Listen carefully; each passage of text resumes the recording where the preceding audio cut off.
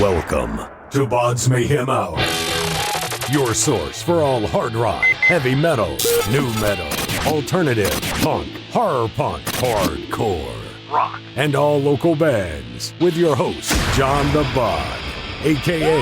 the Bodfather. Hey, I'm Michale Graves, and you're listening to BODS Mayhem Hour. The views and opinions of the guests do not necessarily reflect the views and opinions of BODS Mayhem Radio Network, its staff, affiliates, or sponsors. Parental discretion is advised.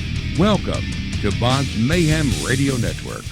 Hey folks, it's John the Bod coming at you one more time with another throwback from the vault. This time it's Mr. Michale Graves from the Misfits. So I know you guys know who the Misfits is, and this is Mr. Michale Graves. I interviewed Michale when he was doing his solo stuff, when he was actually out of the Misfits. So this is a very, very huge interview for me. One of my all-time horror punk, horror bands that I love, the Misfits. He's one of my all-time favorite idols as far as it comes to horror music. So once again, Mr. Michale Graves from back in 2014. There's going to be a lot more interviews coming at you because I'm very late of getting to the game of YouTube. So a couple years worth, folks. So going to have some surprises, some folks that you guys wouldn't think I got the interview, but very, very fortunate and lucky enough that I was able to. So subscribe and support local bands, and subscribe and like BODS Mayhem Hour on YouTube. Please, folks. It's in the comments. It's in the section here. Just like, subscribe, follow us, support us. Hey, we may give you a big shout out.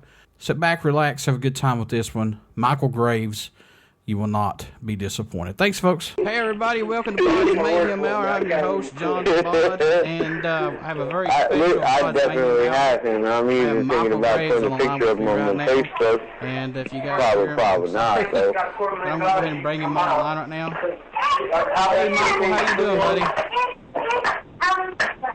Michale, are you there? Here I am. Hey, buddy. How you doing? I'm doing good. All right. If anybody doesn't know who Michale Graves is, you are living under a rock. Shoot. Sometimes I wish I could. No, because then we would never have the beautiful music that you have, man. That's what they tell me. So indeed. That's why I keep going. You have been a very, very busy man, my friend, here lately. Yeah, I work hard. You know, I have to. Yep. I have to work hard. The business is not the way that it used to be.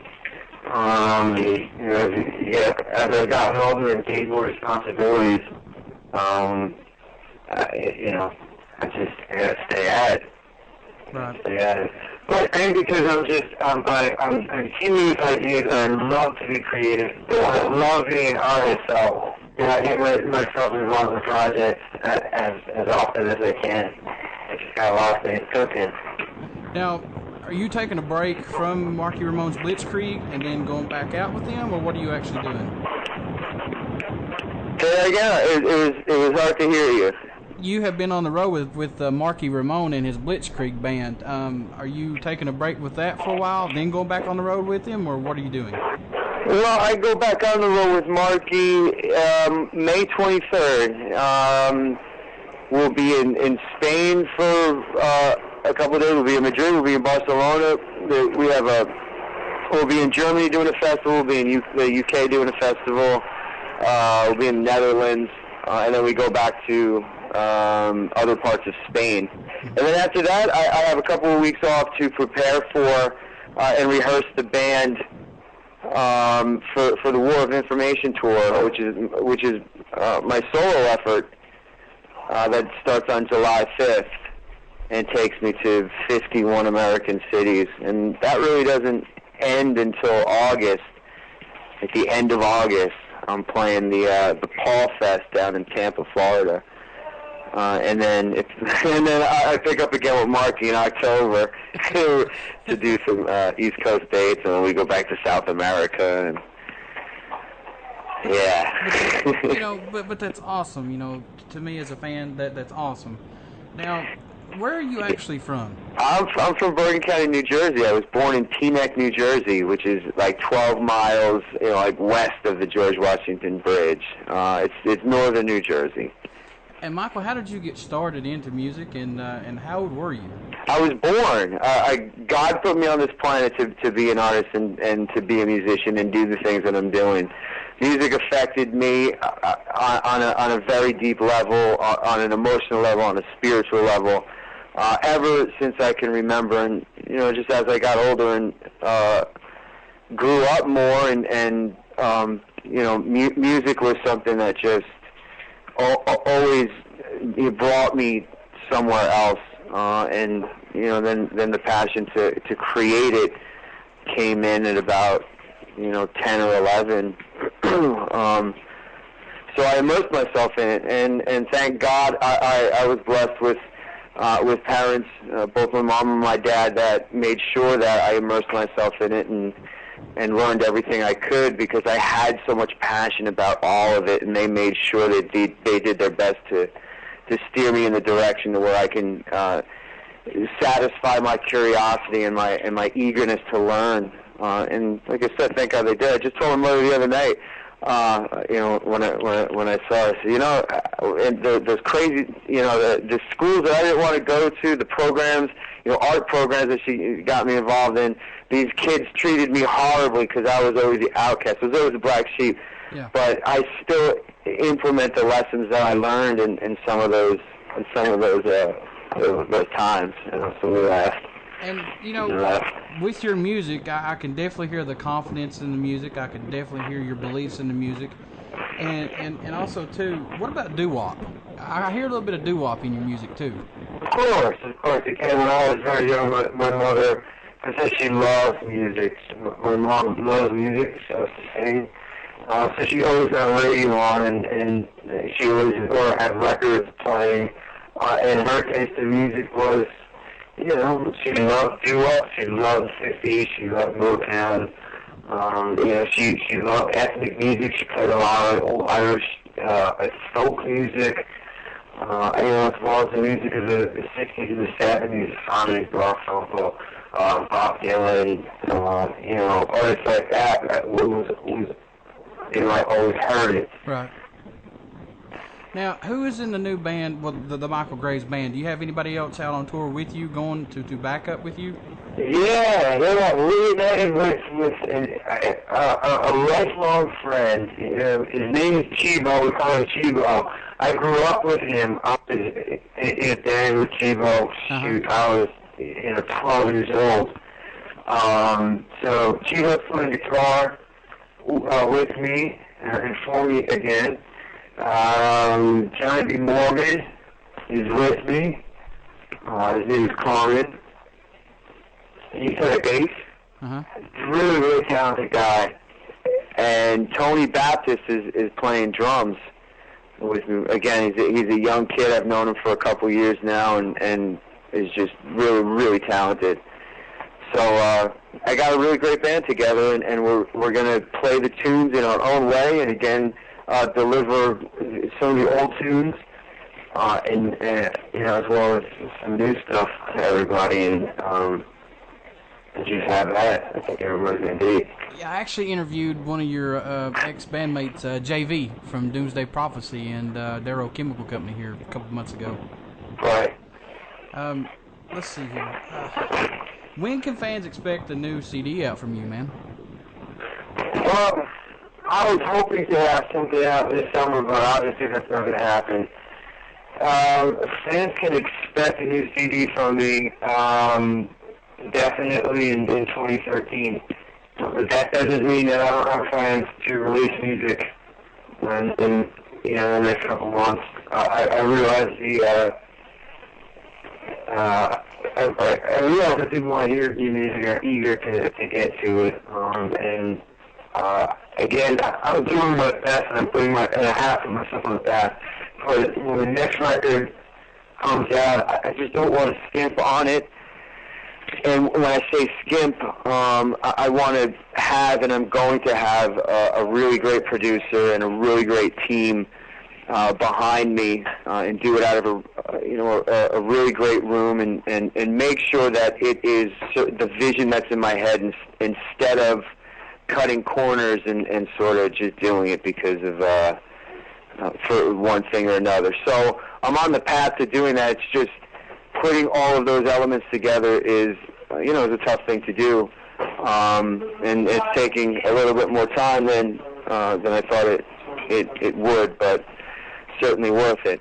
I'm working on a really great project, and people are going to get to hear it soon. And I haven't said the name of the song anywhere, so I'll give it to you guys. I'm working on a remake of Blonde Melon's No Rain. And I've collaborated with an artist by the name of 45 Kane, who did the rhythm, did some beats for the song. I then went into the studio with a producer by the name of Tony Coluccio, a really talented man, and shot some video, continued to shoot video. Was produced and directed by Craig Singer, who did Perkins 14, and a good friend David Lotwin is putting all of the elements together. We just brought on Tim from Native Alien Tribe to do something really, really cool in the middle of the song, to lay down some spoken words, some stuff that he's doing. No. Really, really talented dude. So that project is moving forward. And I'm just trudging along with the new stuff. I recorded some stuff at Chibo's place. So music is coming. Is I guess what I'm trying to say. Yeah. New music is coming. All sorts of stuff is coming. That's awesome, and I cannot wait for it to come out either. Now, when you're playing to like sold-out venues, like with Mark Your Own, and the fans are going nuts, is it a lot? I'm sure it's a lot different than playing to a crowd of acoustic. Which Sure. would you prefer, or does it even matter? Well, I love them both separately, but equally. Again, there's two different experiences. When I'm on stage with Marky and the guys from Blitzkrieg, all of the elements of the Ramones are put into that. That I've used and I continue to use.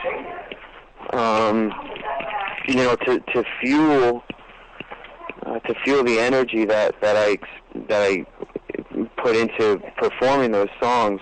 I mean, I burn between 1,500 and 1,800 calories on stage with Marky. Wow. And him as well, which is a huge expenditure. Yeah. Of physical energy. Again, so that's like, on 11.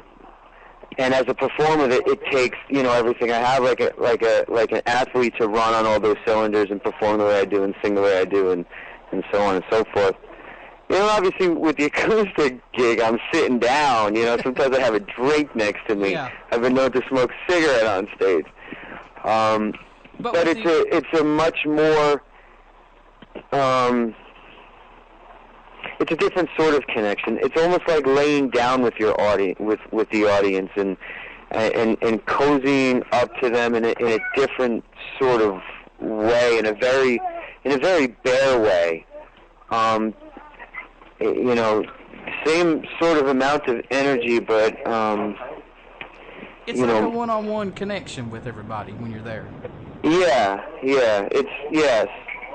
It's like the difference between a Roman Catholic church and, say, a Southern Baptist church. Now, what's the inspiration behind your songs? And I love your acoustic stuff. I can't get enough of it, especially like the one Beware is one of my favorites, and Ophelia. What was your inspiration behind those two songs? I only heard the last one, Ophelia. Yeah, Ophelia and Beware. What was the stuff behind those songs? Yeah. Beware is actually one of the first songs that I demoed when I started to write with Duo.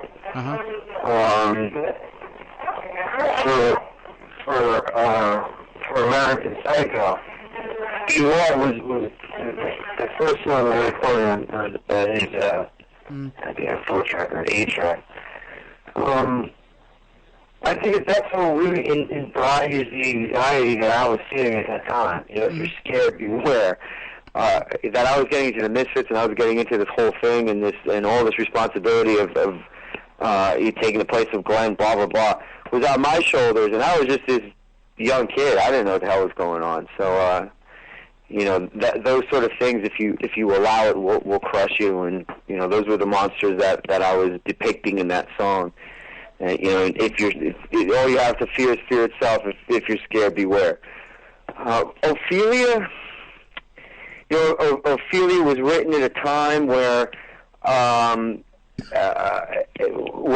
there was relationships in my life that were deteriorating and truly coming apart. And it was at a point in my life where I realized that there was no turning some of the things that were happening around. There was also the time when I wrote Ophelia, what was happening was it was becoming very clear to me that if the Misfits and the dynamic within the relationships that I had with Jerry and Jerry had with me and I had with Doyle and so on and so forth, all of that dynamic, I knew that if something didn't change, that we were going to come apart. You know, it was like terrible turbulence in the airplane that was getting worse and worse, and I saw a future. So I think, yeah, Ophelia getting us to the chorus, they were feeling I'm trying to tell them I'm not scared of the world. It's coming from a time in the future, you know, when I wrote it, and you know, I was laying down and dying and writing those words, you know, dear Ophelia. You know, tell them I've scared the whole world. Tell them I've done it. So the Ophelia, like I said, is by far one of my favorites. Crying on Saturday Night, that's an excellent one. But heck, all your acoustic stuff I love. Thank you.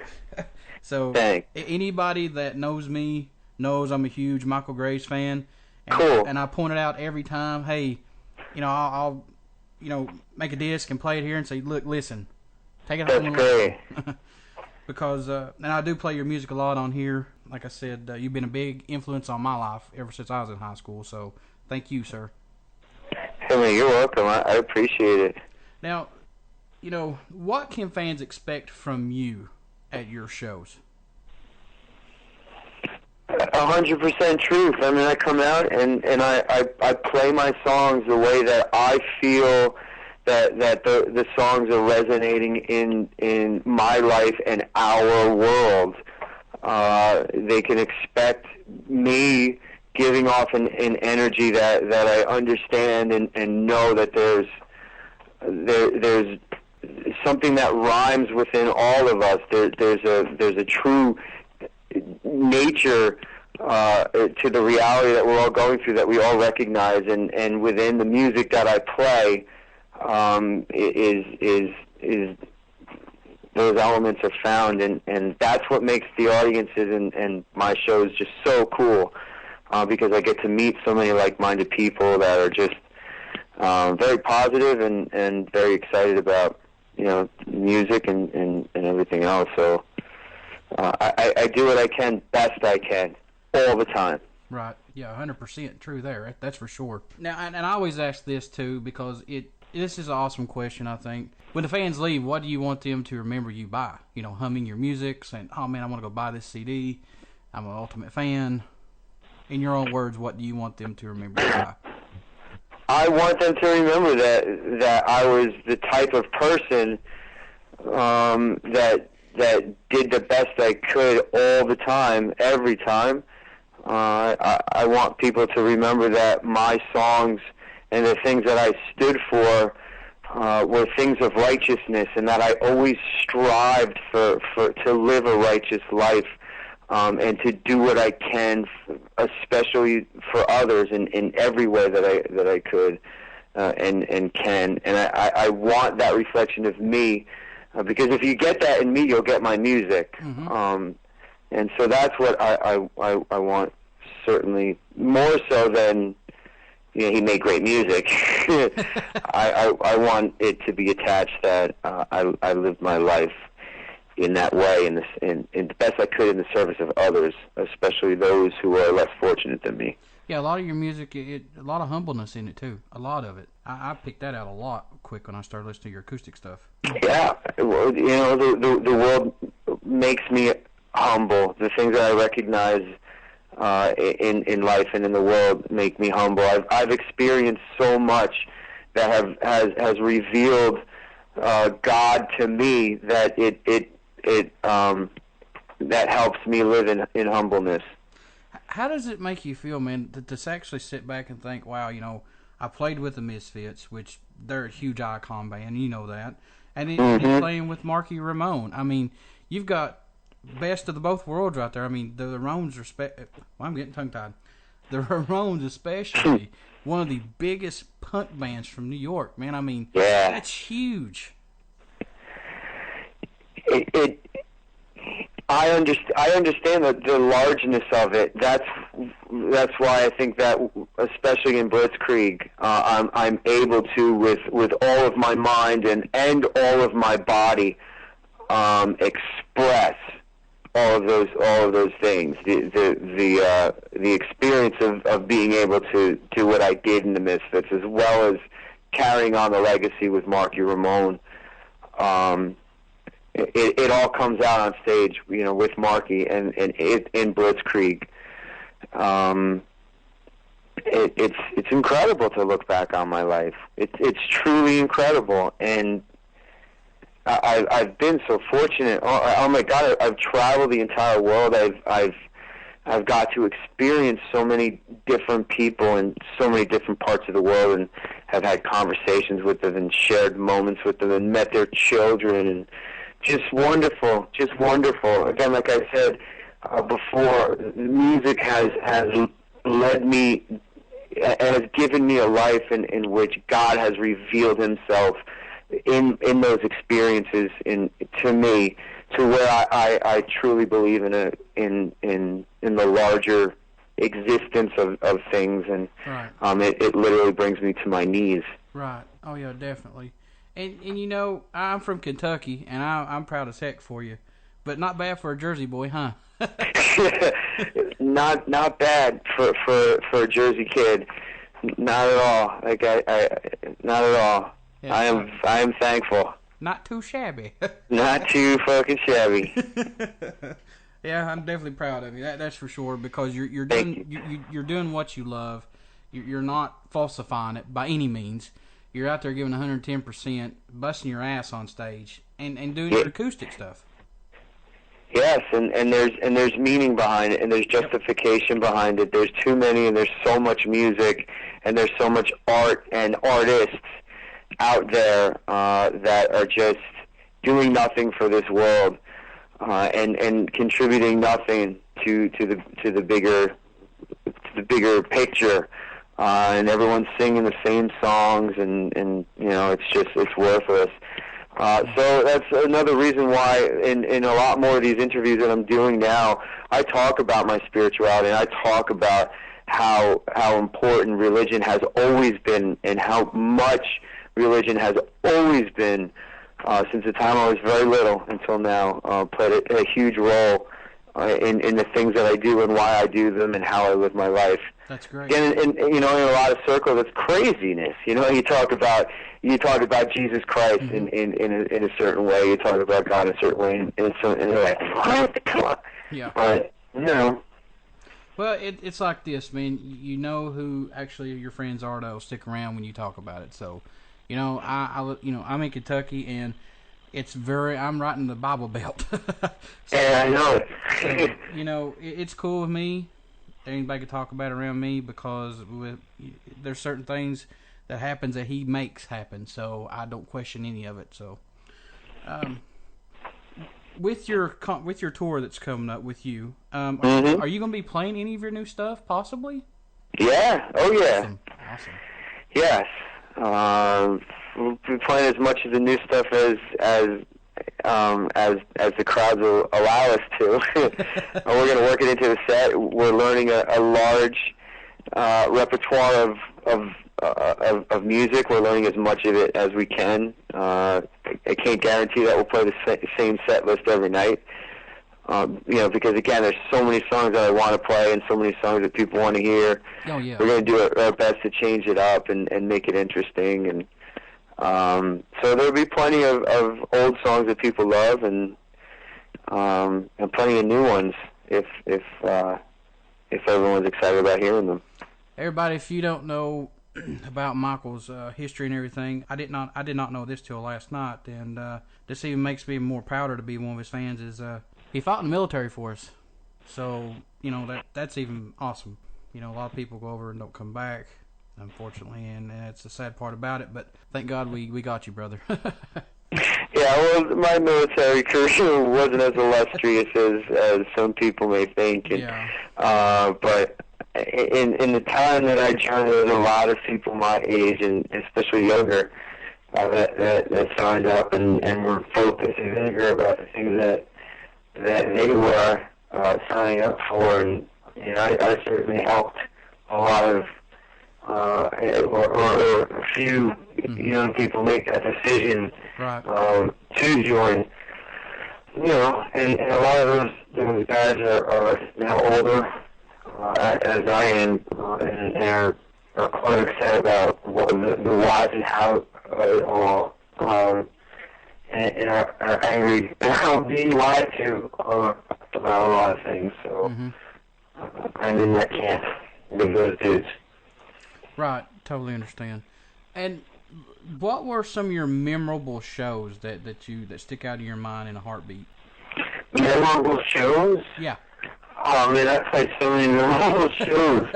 That usually the current ones, the memorable shows from the last tour that came off of. There's so many moments on stage that are magical. That it's hard to just pick out one.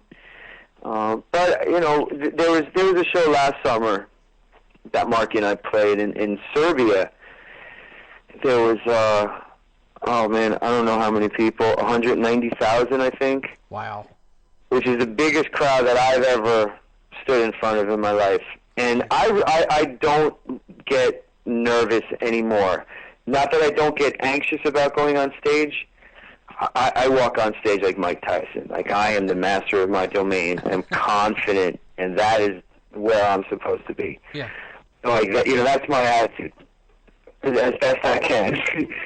I walked out onto the stage and started, and I looked at all these people, and literally I felt my knees buckle. I was so taken by that massive humanity that was now, going to watch us. So real quick in my mind, thinking, oh my God, I don't know the first verse of Rockaway Beach. I'm going to totally screw this up at the beginning. Panic and literally washed over me on stage in Serbia last year at the beer festival that we played. And that hasn't happened to me in a long time. That was very memorable. Very, very memorable. What advice would you give somebody that's wanting to get into music? Would you give them, say, yeah, go for it, or just say, no, don't do it? Well, it depends on what they were getting themselves into music for.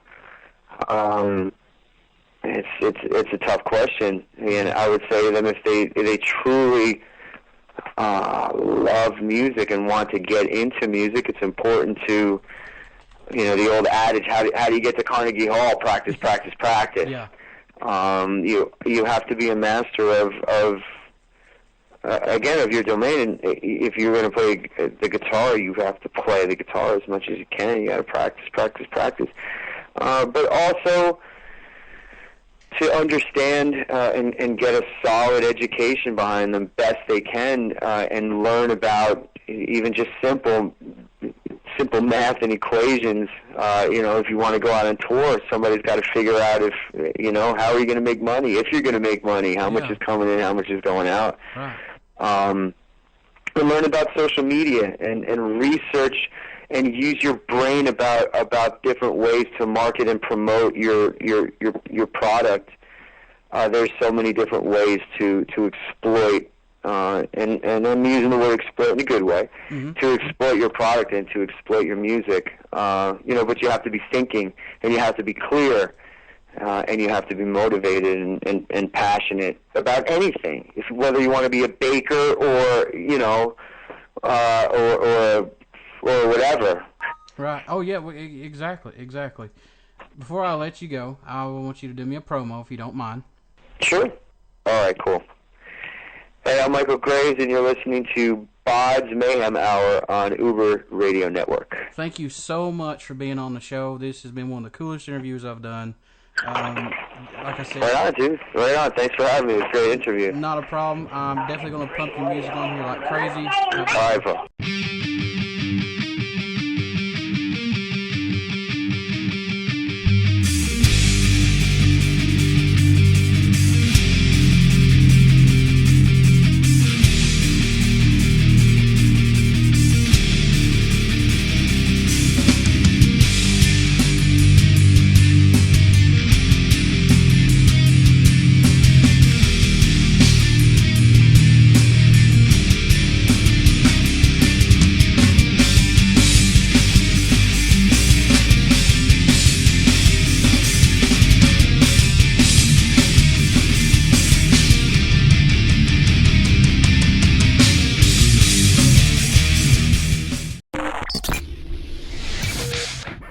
You're listening to BODS Mayhem Hour.